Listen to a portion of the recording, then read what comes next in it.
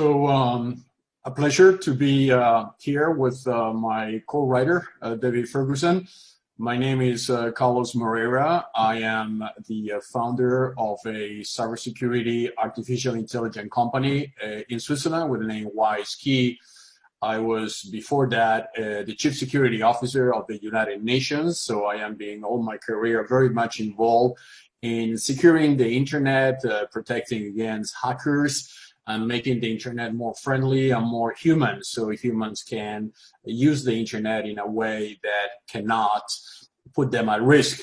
My experience is mainly in technology. I have a PhD on computer science, and I have been very much involved in the last 35 years in everything which relates to exponential growth technologies, and technologies that can be used for making humankind more resilient and protected against potential threats.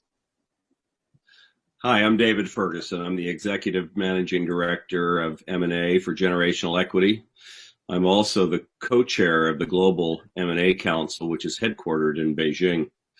I've had the great pleasure of working in China since the late 1980s, when I, like many other North Americans, arrived to capitalize on the opportunity to be able to partner together with Chinese manufacturers to produce sporting goods products. Throughout my career, I've had the opportunity to engage in, accelerate, and invest in brands that I believed were going to be contributing significantly to the future enjoyment of people. But it's only been later in my career that I've come to appreciate just how much technology is going to influence and impact our future. And so in collaboration with Carlos Moreira, we have delved into and engaged wise women and men all over the world to tell us what's here in front of us today and what's on the near horizon that's going to make our lives better. Carlos, when we began the Transhuman Code project, we were peering into the future as well as documenting what was already in motion, but we certainly didn't anticipate a pandemic on our heels. Absolutely. I think the pandemic has accelerated what we call the fourth industrial revolution, which is the major subject of the Transhuman Code book and also platform. And technologies are converging among themselves. Before we had blockchain, IoT, artificial intelligence, quantum technology separately and treated as separate things. Through the pandemic, countries like in China, like others, like in Switzerland where I live, or United States where you live, things are getting exponentially complex as we have to handle unprecedented health threat, and technologies are converging. So we are in a similar moment than we were in the Renaissance period in Italy, when you have mathematics, engineering, architecture converging and creating a new society. So we are in the same process. The COVID is bringing problems that China, for instance, was amazingly efficient in containing the pandemic, because the country itself has been digitally transformed in the last year, and this has helped the country to take the right decisions in order to use the technology as a way to stop the spread of the virus. The same thing happens in Switzerland and other countries, where the fact that we are highly industrialized, highly digitally transformed countries, we can handle the complexity of these new threats in a more efficient way. So the Transhuman Code has helped us to define what are going to be the sectors, the verticals where we believe disruption is going to happen. That is in health, education, government, and each of them are going to be transforming themselves, but each of them, they need to keep into consideration and as a priority that the human person, the self, the human self, needs to be protected. Otherwise, the machines will take over and we will become subservient to those machines. So in order to avoid a singularity moment where all those machines will control humans, humans need to be smart enough to take the right decisions, to develop the right code, to supervise technology the right way, so we can ensure that humankind can prevail. Well, Carlos, I can't disagree with you at all. That nowhere has the advancement of technology been more prevalent than China, and certainly this pandemic has put a spotlight on that. You and I are often asked, both together and independently, why we felt it was necessary to write this book, and I still hearken back to some of the original vision, which was to be able to provide, and as old as my parents, who may already be using technology, much like almost 600 million people in China today are using their own personal digital technology for finance and convenience and social engagement. But not everybody really understood what they had in their hands and what they had in front of their fingers. And we saw not only great opportunities in front of us with technology, but we also saw many threats. And I know that your pioneering efforts with cybersecurity brought you very, very close to, and in fact, even in the center of what could threaten us going forward if we weren't responsible with the use of technology. Absolutely. And as you know, David, we launched the book at the World Economic Forum in Davos in 2016, coinciding with a very important endeavor of launching the fourth industrial revolution. So the book has inspired politicians, leaders, CEOs, government officials in how they should apply the advice that the book is giving to design their own societies, their own digital societies. And by the way, China started in 2007. I had the honor and pleasure to be invited to the inaugural New Champions event in Dalian in 2007, where the World Economic Forum, in cooperation with the Chinese government, developed an unprecedented event which gathered basically the world elite in designing and in defining what will be required to create this digital society that we are creating. This New Champions event, by the way, my company was selected one of the founder members of the New Champions, we received congratulations from the Chinese government as a way of putting our technology to the service of countries like China. And it's amazing what's happened since 2007. China has become a powerhouse on technology, and China has managed in an unprecedented way, due to the size of the country, to ensure that this technology has concrete applications. Not only you can see that in the number of Chinese companies that they have reached major global status. Also, many unicorns in China has emerged since this 2007 strategy. And I think China, as they move forward with the investments they are making in quantum technology, investment they are making in cybersecurity, making the country more resilient against attacks. Smart cities is a country which is building an unprecedented number of smart cities. All of that will require a huge amount of technology, huge amount of data will be generated. That data will become essential for artificial intelligent algorithms to collect the data and to analyze the data and to allow smart decisions, both from government, from private sector. So China, in cooperation with international organizations, is leading the way now and will continue to do in the near future. And obviously your work in the United States in the financial sector also shows how much investment has been made by China in those technology, right, David?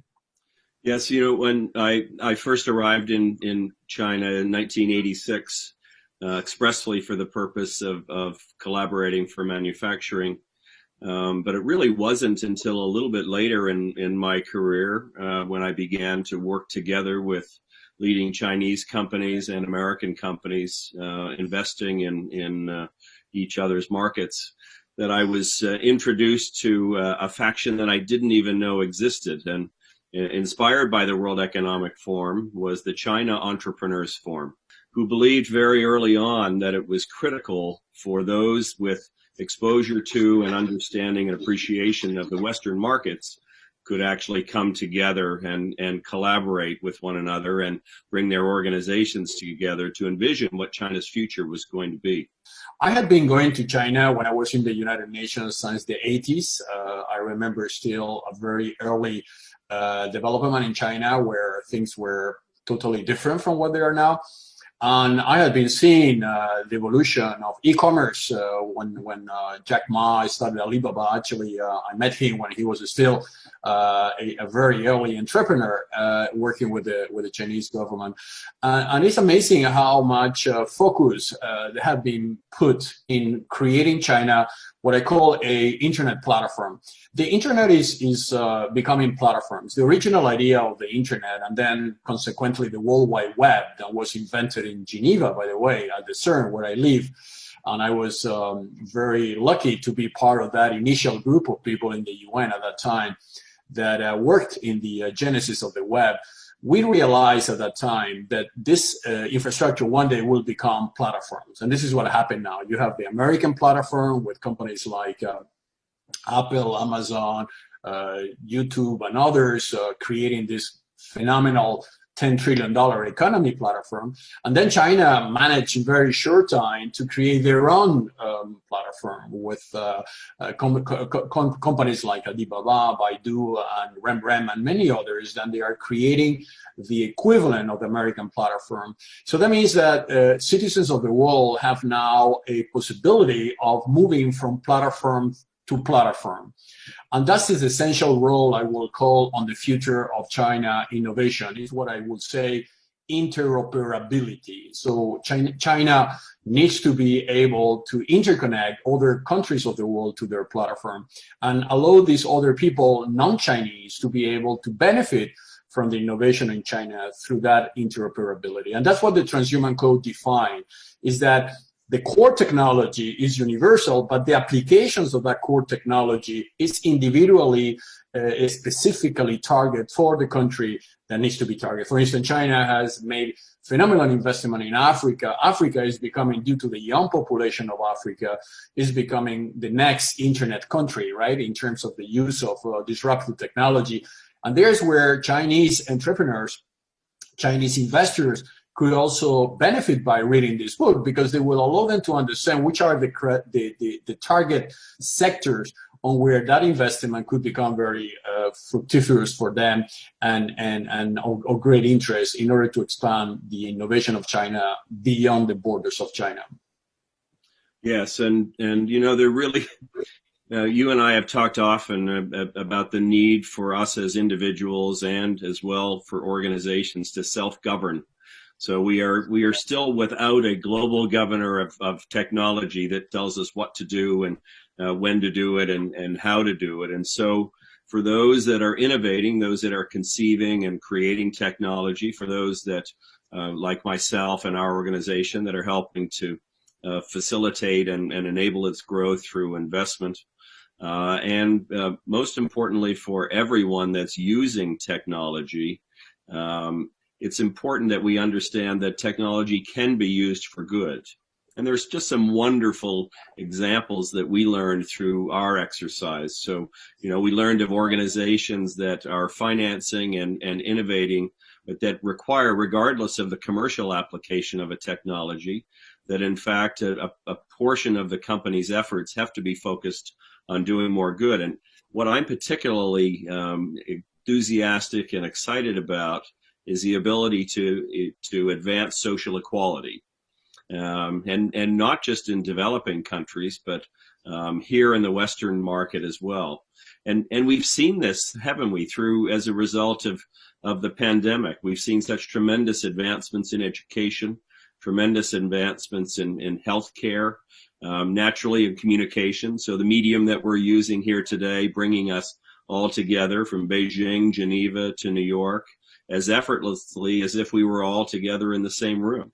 And I think these are examples of how we can do more good using technology, even though there are threats and risks. And you know all too well the risks that exist within these platforms that have been established already and how important it is for us to continue to control them. Absolutely. And as I always say, technology is always good. It's the people that use technology, and they might not be good, it is actually the use of the technology that, if used for the wrong purposes, obviously can become dangerous. I think one of the examples of this pandemic is giving us is that countries, as I mentioned before, when they had gone through digital transformation, they are improving substantially, both economically, but also in the way they interact with citizens. Citizens of the world, whether it's in China, Europe, the United States, anywhere in the world, are now facing an unprecedented use of the internet for things that before they didn't use the internet. For instance, keeping track record on their health records or the vaccination records, or digital identities that they are being used for accessing services, to pay your taxes, to get your driver license, to interact in a more efficient way with your government. Obviously, this is a requirement of the fourth industrial revolution. We will need to get used to that technology because it is essential for maintaining the competitiveness that we need to maintain as a country, as individuals, as companies, because otherwise a country that does that better than our country will thrive and we will get behind them, right? So obviously the issues of doing that for the right purpose and having some kind of partnership between government and private sector is essential, what we call the PPP, private-public partnerships. We are working with organizations such as the World Health Organization, now developing PPP for vaccination. There's a global endeavor to digitalize the vaccination process. Before that was this yellow card that we walk into the airport with, which was a document. Now this is being digitalized using digital identity, using mobile apps, using digital certificates that will prove if you enter into an airport or into a concert or into a shopping mall, then you are not infected and then you are a safe person. Actually, China was one of the first countries in the world to make that available to their citizens in a very efficient way, which reduced drastically the issues related to infection and COVID spread. So we need to get ready to that. I mean, it's obviously countries need to sign legislations that will allow them to define very clearly the rights and obligations for the use of that technology. But once this technology is available, we will start to begin to see the fourth industrial revolution. There's risk associated to that, and the book defines some of them. The Transhuman Code defines one major risk, which is the human itself needs to protect themselves. I mean, we cannot be in a situation that we as a human will be, controlled by artificial intelligent algorithms, things that could eventually reduce our humanity. But if we take that into consideration and we respect those rules, the sky is the limit. We can do many, many good things. I know that it's a popular question and conversation that our freedom could in fact be compromised through technology. And whilst certainly if we choose to engage, we can avail the entire world of what we're doing, when we're doing it, and who we're doing it with. And I do believe that in certain circumstances it's important that we be monitored. However, that information can be used very positively. I think we are in an unprecedented moment for learning from each other. And I think this is the focus of the book. I mean, Transhuman Code is not only a book, it is a way of sending the right questions so we can start to receive answers that will even make farther and richer the entire process behind the Transhuman Code, which is, as I said before, making technology as human as possible and get the human to benefit from the technology. Humans, and we describe that well in the book, are people and they need to have security. We need to have food security. We have to have housing security. We need to have education security. We need to have climate security. I mean, we need to feel that we are in a planet that is taking care of us, and technology can be the enabler of that. But those basic things needs to be granted even before technology. I mean, what is the point to be in a very sophisticated society in terms of technology when humans will not be able to participate? So that's another, and I say again, I say that many times, so every time I visit China, I see the progression.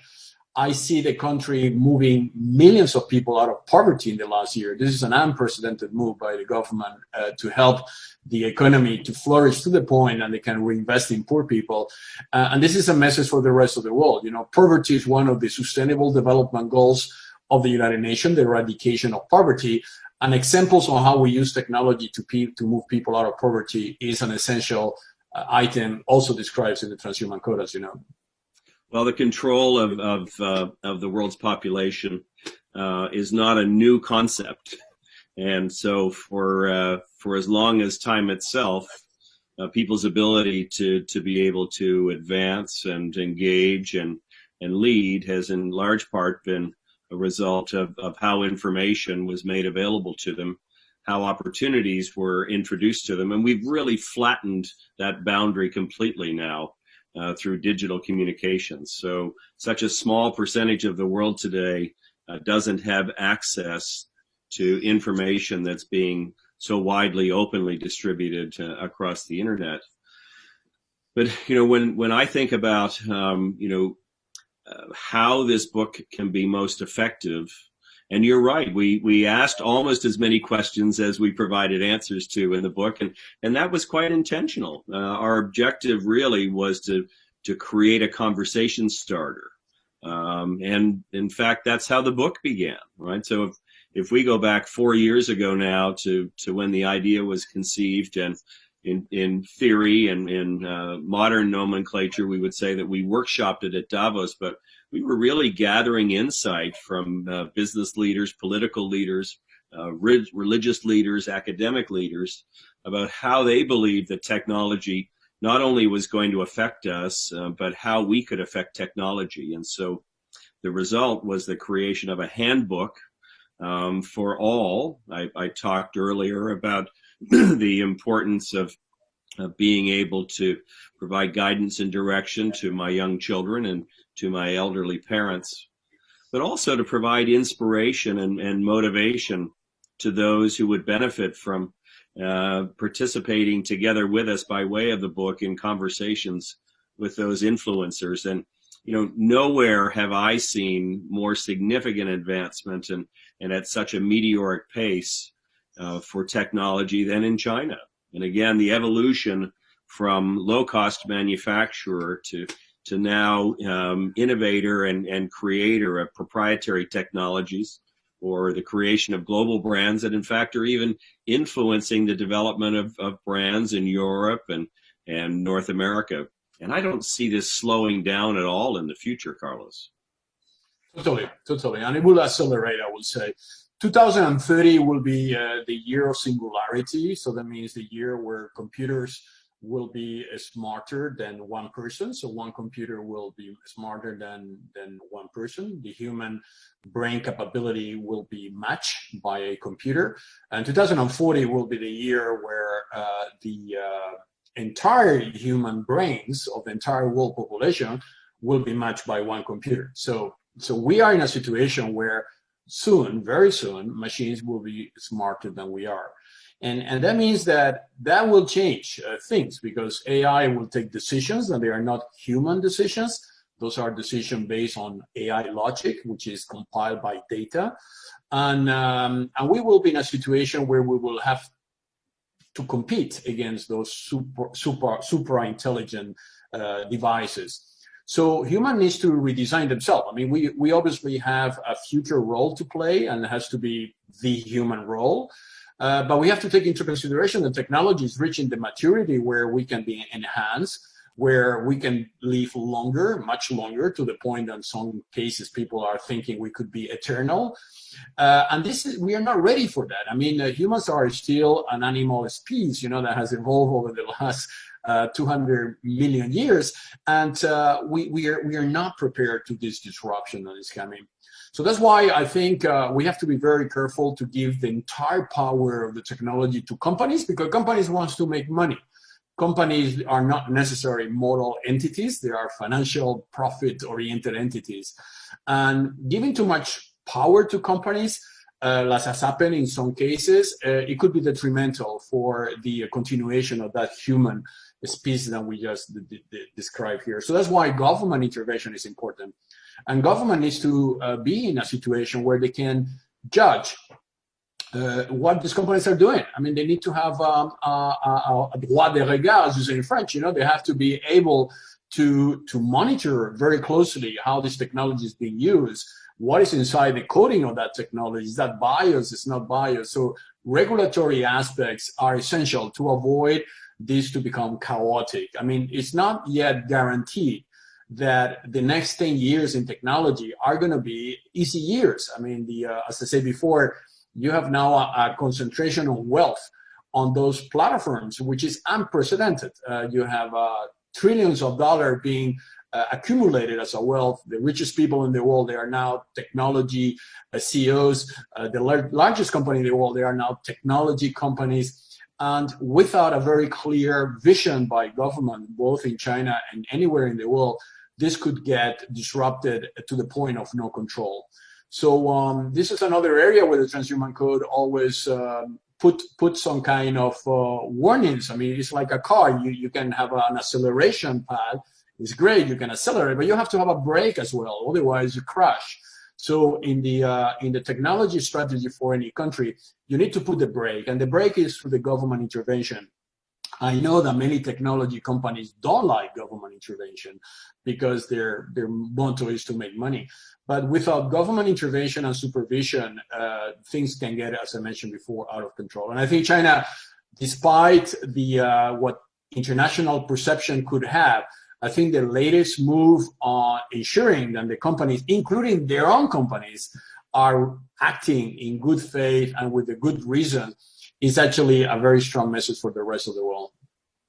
Well, and I think nowhere has this been more prevalent than what we've witnessed in the United States over the last 4 years, where many of these technology platforms have been and continue to be called in front of government to address what is perceived to be inappropriate competitive environments. But what's been most obvious to me is that our governments don't truly understand what's been developed, what's going to be developed, and how they can play an effective role in providing guidance. And so I feel like while here we are in the fourth industrial revolution today, that perhaps our government's understanding of and collaboration together with these companies still is sitting in the second or the third industrial revolution.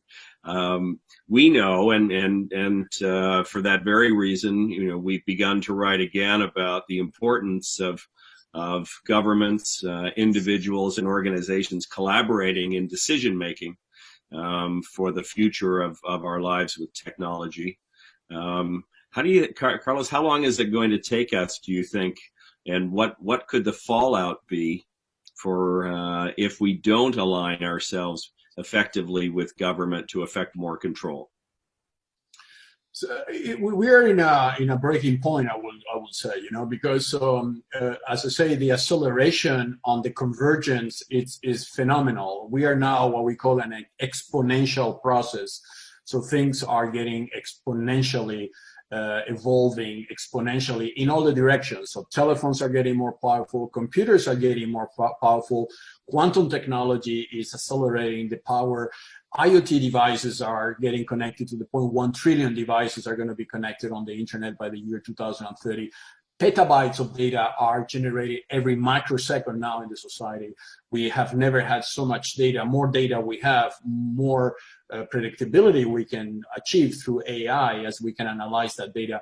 So this exponentiality of technology is very hard for non-experts and even for experts to follow, you know, because you have to think multilaterally. It's like playing a multi-dimension chess game. You have to play against 1,000 players at the same time, each of them very specialized in one thing. So the only way that this can be done properly is that, as I said before, it needs to have some kind of focus. Why are we developing technology? Is technology, and this is the main motto of the book, right? Transhuman Code. Is technology serving the person or the person serving the technology? Are we humans the product of that technology, as happened today in social media and where we are products? We are not anymore humans. We are viewed just as a product, and it's advertising. And as a product eating advertising, more we eat, more we see, more valuable we are. I mean, this is an aberration of the role of a human. Human is obviously not a person that only sees advertising, is a person that has many other quality and emotions. So if we do not instruct technology to satisfy this fundamental need of humans, which is, or emotion, is to feel love, feel peace, walk in the garden and smell a flower, things that AI will never be able to do because it has not this emotional capability. If we don't put technology to that service, we are in trouble. Now, the good news is that societies and governments can take decisions around that uniqueness that humans are. Actually, we are saying now, that the jobs of the future, and we describe that in the book as well, they are the jobs where AI will never be able to compete with us. For instance, the jobs that will require empathy. Right. Empathy is impossible for an AI algorithm to understand what empathy is. What is the capability of transferring emotions? What is going to see your grandparents in a hospital and stay with them 1 hour so they feel reconforted by your presence? These emotions, human emotion, will be converted into companies, into tools, into technologies. And there is a unique, unprecedented business opportunity behind all of that, right? Because those are the technologies humans would like to buy, not technologies that will convert them into robots, but technologies that they will allow them to continue to be humans. And that will be the way to equilibrium the trend, not only thinking that we need to be transplanted our brain into a robot because we need to live 1,000 years. This is an aberration of the concept of human, but more how to improve the quality of life of humans that they're here. We have many, how to improve their cities, how to improve the air they breathe, how to improve their food, how to distribute education in an unprecedented way so they become educated and they can take better decisions and take better positions in what concerns their own lives. There continues to be great worry all over the world about how artificial intelligence is going to take away from us and what it's going to take away from us. Most certainly, within the working community, the belief has been popularized that AI is going to take our jobs, when you and I both know that it's anything but. In fact, AI is going to afford us the opportunity to do more, to do differently, and to be able to engage in more personal, pleasurable pursuits than we could have ever possibly imagined. One of the greatest concerns that I continue to have is the deficit that is being created within our education system. So robotics and artificial intelligence are expected to quadruple the amount of requirement for employees to do things that they are supporting going forward. And we're seeing large global organizations are completely transforming their businesses, and some who are truly on the leading edge are retraining and upskilling their employees, but it's still not enough. So I think that if we look at some of the challenges that lie in front of us as a result of technological innovation, we really need to center on education. If I look at my children as an example, they believe that their future with technology is limited to their desire and willingness to learn how to code. Well, you and I know that we're on the precipice right now of computers taking over that coding responsibility. And whilst it's important to understand the core underlying premise of coding, what's even more important is to realize that we can accomplish almost anything if we think about it and if we collaborate effectively with it. And this, I believe, is still what's missing in our schools today. What are you experiencing, Carlos, and what have you seen in Switzerland and across Europe in terms of technological innovation for education? So yeah, absolutely. One of the things that are happening is the concept of education, the concept of work, jobs is actually disrupting itself. I mean, education is a big label, but education is being, especially with the COVID, is being decomposed into tasks. So the education of the future is not the one that you go into a class and you spend 8 hours in front of a teacher, or you go to university with many other people following a class. It is an education that you're going to have during your entire life. It's going to be molecularized, because everything is getting molecularized. Jobs are not going to be jobs anymore. In a few years' time, you're not going to have a job. Even in Switzerland, where I live, then that lasts until you retire. Jobs are going to be tasks. They're going to be functions. You might not even have a boss anymore. You don't work for anybody. You work for yourself.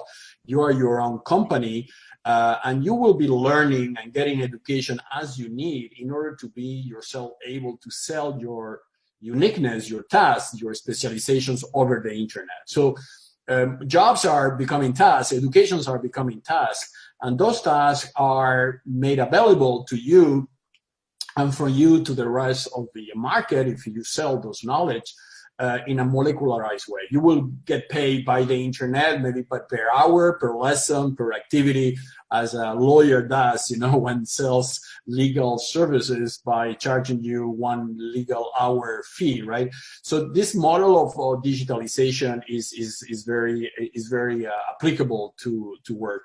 We are in some societies, like for instance in Switzerland, we are thinking if robots and drones and this kind of automated machines are going to take the work of the person, so they're going to replace the manual work of a person, which is going to happen for sure, we should tax them. We should put a tax on them, right? So you should be able to say, if a robot does my work 100%, and the robot is as efficient as I am, why me as an individual, I pay tax and not the robot? The robot should pay tax as well, because the robot should have a salary, which is basically the price of installing that robot. So this concept of paying a tax based on the robotic action of a robot, it's actually a way for governments then to collect money, and with that money reinvest back again into education and increase the skills of the manpower to a point higher in areas where robots will not be efficient, as I mentioned before, medical jobs, hospitality jobs, jobs where the human interaction will be always required and will be preferred to any kind of robotic interaction. So this is the way it's moving, right? Is that people are realizing that the basic element is reducing poverty. Switzerland and China and Switzerland, they are very friendly countries. It's actually one of the only countries in the world that they have a free trade agreement with China, and we work a lot with China. And in Switzerland, we are only 8 million people. The success has been to increase the capability of the middle class to access high education, higher jobs, and being able to compete in the labor market, despite the fact that we are a very small country. So those are the reasons why I believe the Transhuman Code is an inspiration, because we always say, I mean, if you invest in human, this is going to happen to you. If you invest only in technology, this is going to happen to you. But if you invest in human, and we use technology as a way to unleash the human potential, then you are in a very strong path. I always say that it's not because you buy a brush and painting that you are a Picasso, right? Picasso obviously will not be able to show that he was Picasso without buying a brush and a paint. So that means that the brush and a paint is your computer, is your mobile phone, but you have to have their skills yourself. Technology is only a enhancement of whatever you are and not a replacement. Well, I think that's a great analogy. And Carlos, I also think that the theory of taxing technology really lies at the base of what's singularly most important. And okay, so it's this opportunity for balance that it's this opportunity for balance that technological innovation brings us, that for me is most dynamic.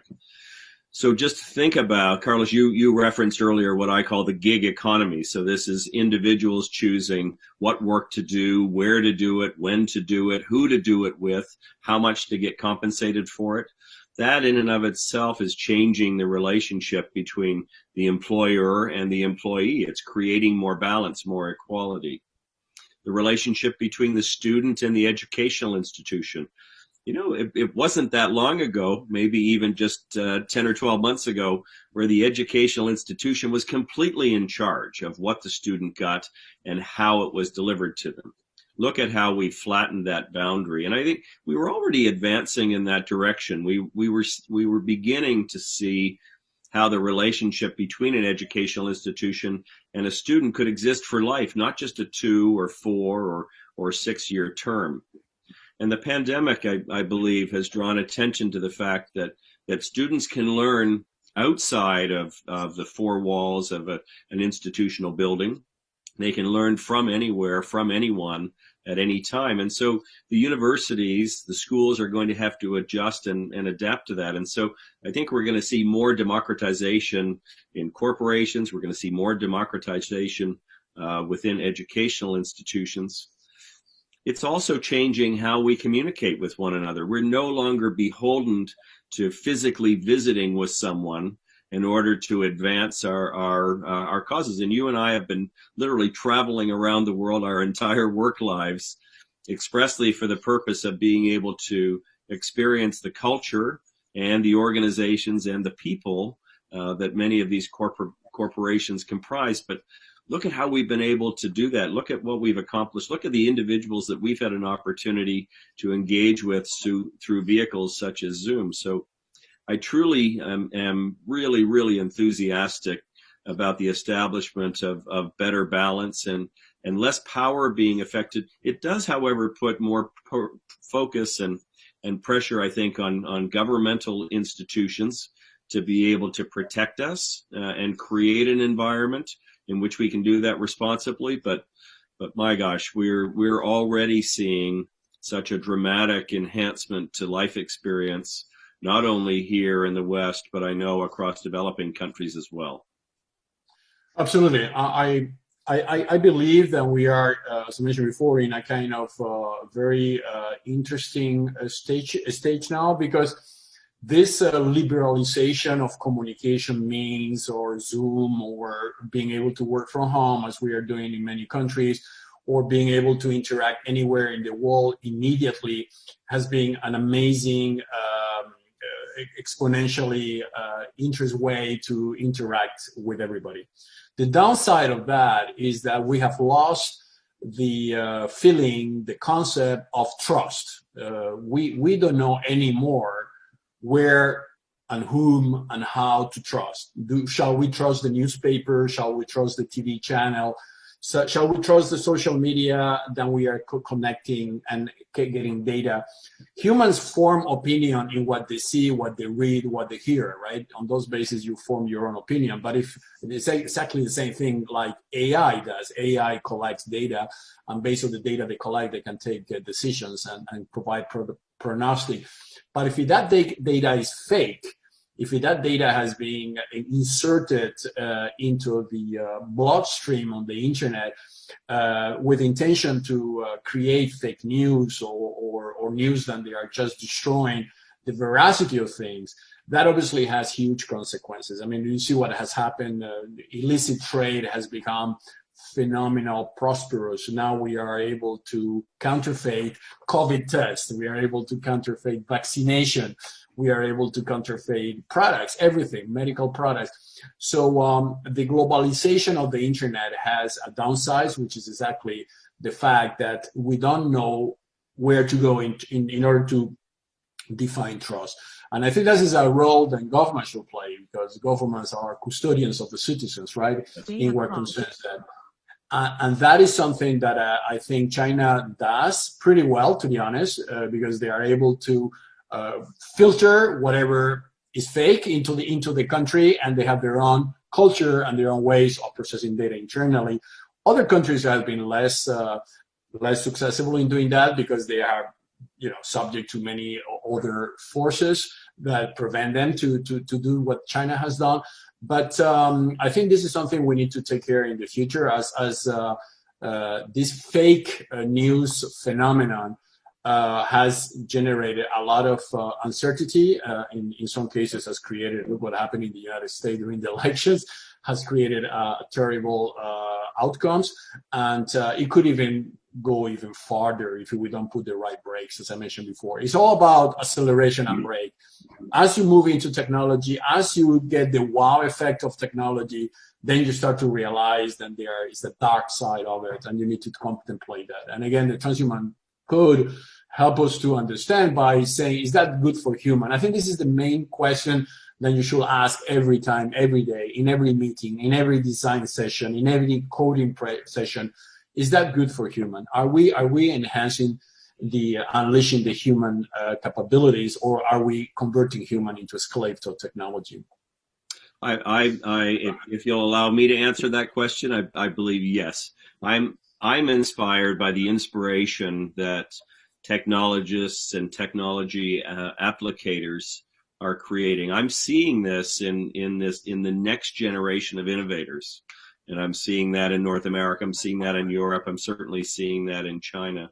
And yes, I agree with you that it is going to be important to define boundaries, to set parameters within which we do the right thing, and of course we talk frequently about that within the book in those areas of communication and transportation and education and the future of our work.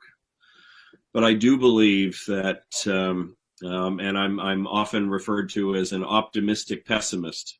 I think that absolutely everything is possible, and I believe that even before the fourth industrial revolution was upon us. But I do believe that there can be many obstacles in front of us. But I love the fact that people are thinking and people are talking, and that we've been able to provide a manual. For some, it's a conversation starter. For others, it's a conversation extender. But boy, we have an awful lot to talk about. And even though we first published this book a year and a half ago, it's never been more relevant than it is today. And this conversation, Carlos, I'm sure we're going to continue to be a part of for the rest of our lives. For sure. For sure. And actually, the title is powerful because transhuman is a movement, right? Transhumanism is the movement of converting humans into robots, basically. That's what it is, right? And we play with the word transhuman and code. And code is the human code, is who we are. That needs to be added to that transhumanist movement. So the transhuman movement is unstoppable. It's going to continue due to the exponentiality aspect of the internet and the fact that it's getting bigger and bigger. But the code is what the human needs are, and that's what I mention always, that the code of the transhuman needs to be human. And if we ensure that in all the transhuman exponential evolution, we respect the human code, which is, to take care of your family, to take care of your kids, to be a good citizen, to be a good father, a good mother, to be a person that takes care of the society, a person that contributes to the wealth of the society, a person that treats the other in a fair way, that has empathy. If those codes can be coded into whatever we do, we will guarantee that the future society will prevail. I mean, the problem we have now, I don't know, and David, because you are in the United States and you have been working with many universities, some of the AI code that we have in the market, and they are code that we use, for instance, to drive a driverless car, driving now in the highways, are designed by a 21, 23, 24-year young coder.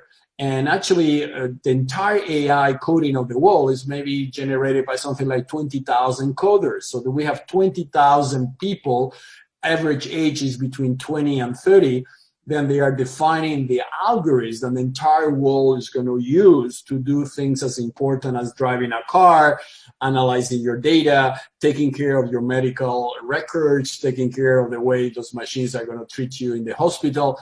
It is scary to think the concentration of power in the hands of people that normally at that age, you don't necessarily have the wisdom required to take those decisions, right? Because you're at the beginning of your life. So this needs to change. This is what the Transhuman Code is. It says, open the code. Let everybody to participate in those codes. Don't close AI algorithms and create bias that can be detrimental to humans. And that's why the human code is important to be defined. And this is very well defined in the book. and obviously can be even further defined in the future as we move forward, because maintaining that code is what will guarantee the human prevail in the society. Well, and Carlos, I think as you conceived it so well, keeping the human at the center of gravity in the relationship with technology will provide benefits for all of us everywhere.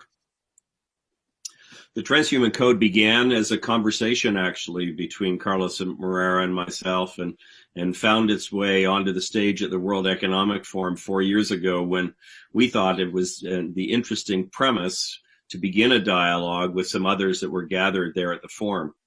Little did we know that we would continue to workshop the concept in the Davos that followed, and it was only 3 years from the beginning that we actually presented the book together with several of the contributors.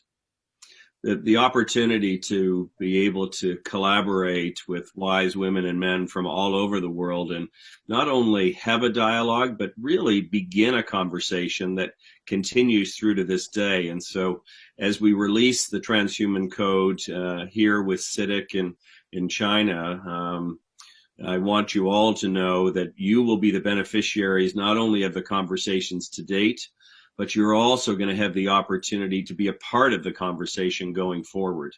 And that's what's most dynamic about this technology that brings us together here. Yes, absolutely. And if we remember the history, when I met David in Davos at the World Economic Forum, we were always curious about why in the speech of the ministers, presidents, organizations, they always talk about technology, but not the human. So it was like a disconnect. And we started to interview, because we organize events in Davos, very, very big events where leaders of the world join us every year. We had many Chinese CEOs. We had the Chinese blockchain organization actually nominating the Enterprise of the Year of China in that event. And we realized that the human focus has not been covered properly in any other book. You have many books about technology improvement, about how technology is expanding. You have many books about disruption, AI. You have books that they have become, in some cases, bestseller, but not with a human focus. So then we started to, in our interviews with CEOs and enterprises, say, okay, what about if we develop a book that will inspire from those questions and answers that they were providing to us in Davos, and then later in many other places, because the book later was continuous its interviews. We went to the Nobel Prize event in Norway, where we also interview a very large audience with the name Technology for Peace, which is the Nobel Prize of Technology. We also even went to the Vatican, where we organized an event where we also collect information, because the Vatican was organizing a gathering about the use ethically of technology, how technology can be used ethically. We went to China, to Tianjin and Dalian, in many of those technology events organized by the World Economic Forum, and we organized endless number of interviews, always with the focus is how, if you bring the human aspect into whatever you are doing, how this is going to accelerate your business, how this is going to accelerate your government, how that is going to accelerate your health organization, how this is going to accelerate sustainability in your organization. And we got an unprecedented positive answer. Everybody realized that yes, this is the first time this question was asked, and this is the first time the mentality started to change, because they realized that humans were not included in the previous debate. And amazingly, after that, many events around the world, and you can Google that or you can WeChat that, they will show you that humanity is being put it back again into the discussion. And this has been a major achievement and a major milestone and success of the Transhuman Code. Otherwise, the book is, as we're trying to cover many areas. So the book is, as David mentioned before, is a question and answer on where we involve politicians, spiritual leaders, CEOs, technologists, coders, and basically the entire society, as everybody has an answer which is important for the outcome of the book. Well, most importantly, Carlos, the subject is not static, and it's certainly not one-dimensional. And for me, one of the greatest returns on this investment that we've both made is that, and all those around us have made, is that we have the opportunity to be able to start a conversation and to continue to contribute to a conversation. And that universe of contributors continues to grow. While you're speaking, I'm reminded of all of the people that we spoke to before we wrote the book.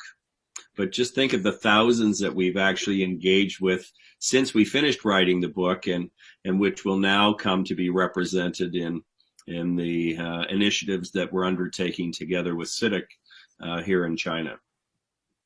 Absolutely. And by the way, the good news, and this is a scoop, is that many TV channels around the world, they are starting to realize that this subject could be brought to TV as a way of further explaining audience of the world the importance is to bring people, human, as the central gravity of the technology, as this applies to everything. We had opportunities, for instance, in China, to exchange information with the team working on blockchain. China has invested huge amount of resources in creating a very sophisticated blockchain infrastructure. Very predominant figure like Wang Wei has been cooperating with us in the book.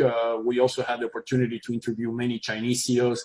So I believe that the book will allow also Chinese entrepreneurs and Chinese students in universities and Chinese readers all together to develop what I will call a basic culture on the need of putting the human at the center of gravity on the internet. I mean, we are all learning from there. There is no PhD on helping humans to become relevant on the internet. So that's a new subject that needs to be learned, as otherwise, if we don't learn that, we're going to become all machines and robots, and we don't want that to be either in China or the rest of the world. So it's important that we read the book with that perspective. The Transhuman Code really is a how-to manual, and not just for technologists, but really for everybody.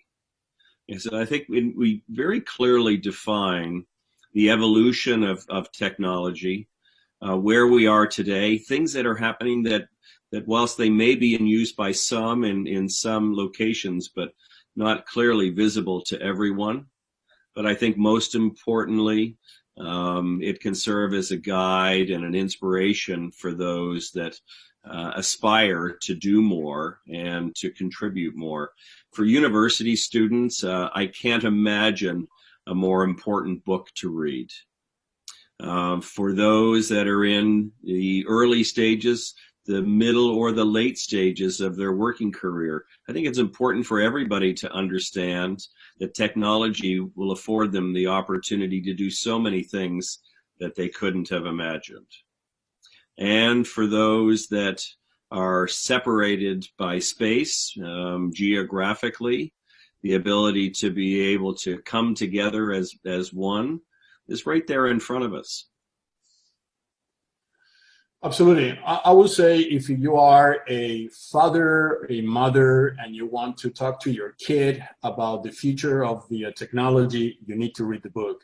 If you're a coder and you're developing AI or you're developing sophisticated algorithms, you need to read the book as a way of adding this human aspect onto the coding and make your coding less biased or less detrimental to human. If you're a politician and you are developing a digital strategy in your country or in your city, or you are behind a smart city on where you're investing billions of dollars on adding technology, you need to read the book, because you will want that technology that you are investing and you are installing to be good for humans and be to the service of humans. Because at the end of the day, those smart cities are designed for humans. So if humans are not able to live on them, they will not be successful projects. As David said, if you are university students and you are studying socioeconomics, you are studying computer science, this is an important aspect to ask your teachers to add in your curriculum. Make sure that the human aspect is well debated, and so you can come in with conclusions that might be similar to the book or even expanding the conclusions we reach at the book. If you are in the health sector and you are fighting the pandemic, or you are fighting chronic diseases, or you are installing connected devices to your hospital, and you want to be sure that those devices are going to be safe, they are going to have the right cybersecurity, then they are not going to be hacked, they are not going to be manipulated by third party. You need to read the book, because the book also describes how in the internet economy, cybersecurity, and everything related to the protection of devices is essential. If you are an artist or a philosopher or a spiritual leader, you might need to write things about the book and open your own blogs on the book, because we can assure you that the human aspect is never being treated properly. It's something new, it's something unprecedented, it's something that will inspire many other discussions that will help you to be relevant, and at the same time work for the global endeavor to maintain humans at the control. I also believe, Carlos, that all of us within our heart want to do more good. We want to see more equality. And I believe that this is truly one of the greatest opportunities in front of us today now, is to align people all over the world, regardless of where they are, what their social economic status may be. Technology really can advance good. And so both through inspiration and through many of the tools that we share in the book, I believe that more good will be done, and we can link arm in arm together as one. Absolutely. As I always say, it took a while humans to know how to control fire. At the beginning, the fire was very dangerous because it burned everything. It took them years before they mastered the fire to the point that now you can warm your house with fire rather than burn your house with the fire. The same thing is happening in technology. We need to master technology. Humans are the master of the technology, not the other way around. And this book will give you also the confidence, you as a person, that you have a word to say in everything you're going to do, because you're going to maybe be less afraid of technology dominance, because you're going to realize that you, with the help of your decision makers, your government, your enterprise, your CEO, your teacher, whatever person you report to, you're going to be part of the solution and not part of the problem. So first of all, it's an honor and a privilege for me to be able to, in cooperation with David Ferguson, to co-author a book that is going to be distributed in China. We have high respect for China and for what China has done in the last decades in converting your country in a top innovator and a top reference for the rest of the world. We have to learn a lot from China. I would like also to thank CITIC for their amazing support in distributing the book and everything they have done to organize this event. And we are fully committed, in cooperation with the Chinese stakeholders, to continue the discussion and to continue writing for the Chinese ecosystem and community. It is an honor and a pleasure for David and I to be part of it. The Transhuman Code wasn't ever intended to tell the entire story, but it was really intended to start the conversation. And I'm so excited to be able to have this conversation and to bring many of the other conversations that Carlos and I are fortunate to engage in together with the citizens of China. To those of you who have yet to contribute, I look forward to hearing from you as you read and participate in this important conversation in the years to follow. Thank you. Goodbye. Goodbye.